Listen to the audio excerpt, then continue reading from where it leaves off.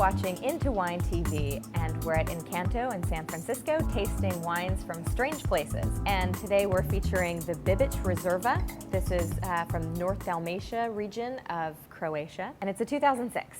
Mulan, what do you think? I like the texture and the weight, the mouthfeel. It's smooth, medium-bodied. The tannins are very fine. There's some nice kind of dried cherry elements to it, raspberry, a little vanilla. I'm picking up on some oak, which is not bad. For me personally, I'm finding perhaps there to be a little too much oak to my liking for the texture of the wine. If this was a more full-bodied wine, heavier wine, perhaps that oak would work with the texture. For me, it's, I think, a little too pronounced. But that being said, I think I like it. I think I like it. It's very well made. Mm-hmm. The oak observation was more a personal observation as opposed to a critique on the wine making or it not being good.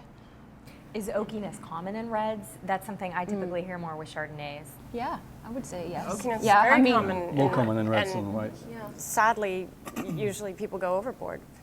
And the reason people talk about oak in Chardonnay is because it's so often overdone, and white wines don't need a lot of oak. Mm-hmm.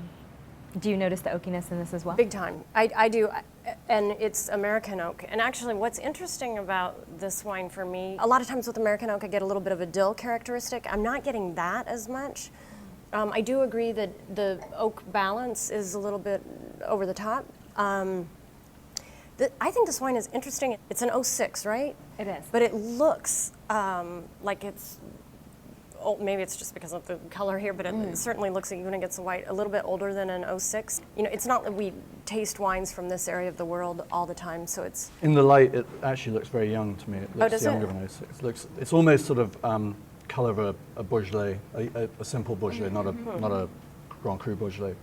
The nice thing about this wine, I suspect it's, I think the retail is what, 12, 15, something like that? 1895. Oh, 1895. It would make a nice party wine in that it's very food friendly. It's not too heavy. The tannins are fine. But then you might have people who are at different kind of stages of their wine drinking discoveries. And this has a little oak for people who like oak, who are maybe used to drinking more California Cabernet, let's say, or Bordeaux. I mean, not that this tastes like Bordeaux, but are used to that wood element.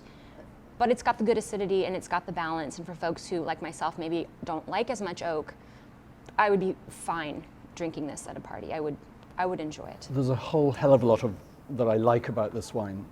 First of all, that it's from Croatia. That then in itself is enough. If I'm sitting in a restaurant, there are certain things that are important to me. First of all, that I can skip quickly over the pages that say Cabernet, Chardonnay, and Merlot, and then I get to the section which says interesting other wines, which are usually the ones which are the most thoughtfully chosen because the sommelier's chosen something that he's actually searched for instead of the or average tasted and just chases. absolutely fallen in love with. Yeah, and so what I love about this wine, apart from its odd place that it comes from, it's from grapes you've never heard of.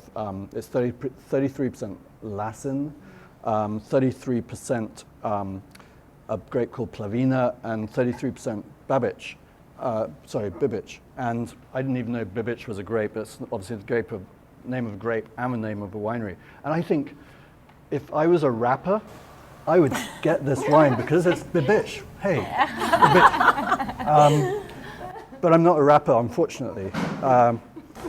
And I also love the fact that this is... You could make your debut right now as a rapper. Have another glass of wine. Anyway, give it a go. it's only 12.2% alcohol, which is really, really important to me because, for a red. you know, I tend to drink a bottle of wine in a sitting quite often.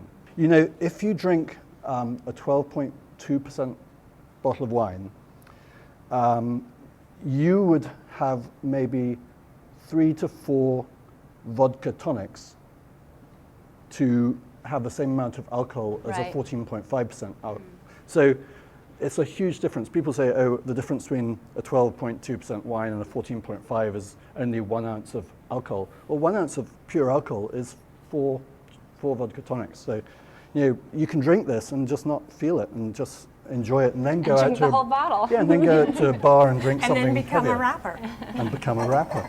You could do all that in one night or one but, morning. But it also reminds me of some Portuguese wines, some old-style Riojas, some old-style Chiantis. It's got a little bit of earthiness. And it's not, for me, it's one thing that I actually like about it is it's not squeaky clean, Yeah, exactly. commercialized production. A lot of times No, it we definitely taste has things that are character, very you're right. commercial. given- I'm not saying that there's, I'm not pointing to, say, Brettanomyces, but it's not a clinically squeaky clean, overly I completely manipulated. agree with you.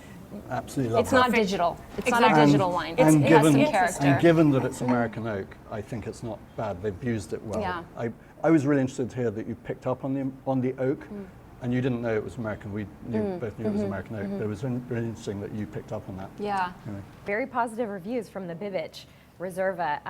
Whether you're serving this at a party or using it to launch your wrapping career, I think it's very multifunctional. So this has been the 2006 from Croatia.